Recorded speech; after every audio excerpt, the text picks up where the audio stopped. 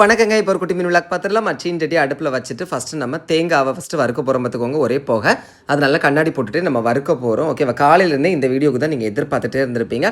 வறுத்து அரைச்ச முருங்கைக்காய் தீயல் தான். ஓகேவா? நல்லா வறுத்தாச்சு பார்த்துக்கிடுங்க. எங்கள் அம்மா அருணாச்சலம் பட பாணியில் அப்பப்போ அடுப்பு தீ பற்ற வச்சு தந்துட்டு போனாங்க பார்த்துக்கிடுங்க.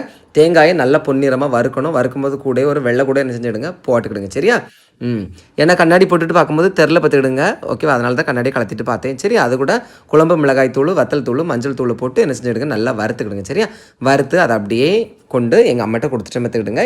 கொடுத்துட்டு அப்படியே அதே அடுப்பில் மறுபடியும் அந்த சீன்சட்டியை வச்சுட்டு எண்ணெய் ஊற்றியாச்சு. அப்புறம் தேவையான அளவு கடுகு போட்டாச்சு பார்த்துக்கோங்க. அப்புறம் நிறைய பேர் பாமாயில் சமைக்கிறத பற்றி நீங்கள் சொல்லிக்கிட்டே இருந்தீங்க. நீங்கள் சொல்லிக்கிட்டே இருங்க, அதை பற்றிலாம் ஒன்றும் பிரச்சனை இல்லை. அப்புறம் சின்ன உள்ளி, தக்காளி, அப்புறம் மிளகாய் இந்த மூணையும் போட்டு என்ன செஞ்சுக்கணும், வதக்கிடணும் பார்த்துக்கோங்க. அதுக்கப்புறம் அந்த தேங்காய் வறுத்தது இருந்துச்சு பார்த்தீங்களா, அதை மிக்சியில் ஒரு சின்ன பருவத்துக்கு என்ன செய்யணும், 4 கொஞ்சம் பரப்பரான அரைச்சிக்கிடணும் பார்த்துக்கிடுங்க. சரியா? அரைச்சிக்கிட்டு அதையும் ரெடியாக வச்சுக்கிடணும். இன்பிட்வீன் கேப்பில் முருங்கைக்காய் இருக்குது பார்த்தீங்களா, நல்லா முருங்கைக்காய் பார்த்துடுங்க. முருங்கைக்காய் மாங்காயெல்லாம் உள்ளே போடணும் பார்த்துக்கிடுங்க. மாங்காய் உப்பு எடுத்து போட்டு தொட்டு சாப்பிட்டாச்சு பார்த்துக்கோங்க. உங்களுக்கு இந்த பழக்கம் இருக்குன்னா மறக்காமல் கமெண்ட்டில் சொல்லுங்கள். நல்லா கிண்டிக்கிட்டு அப்புறம் பார்த்தீங்கன்னா புளி தண்ணியை கொஞ்சம் என்ன செய்யணும், கரைச்சி உள்ளாடி ஊற்றணும் பார்த்துக்கோங்க. சரியா? ஊற்றிக்கிட்டு தேவையான அளவு கூட தண்ணியும் ஊற்றிக்கிட்டு மசாலாவை உள்ளே போட்டு உப்பும் போட்டு நல்லா வேக விட்டுட்டோன்னு வச்சுக்கோங்களேன். சூடான சுவையான முருங்கைக்காய் தீயல் ரெடி.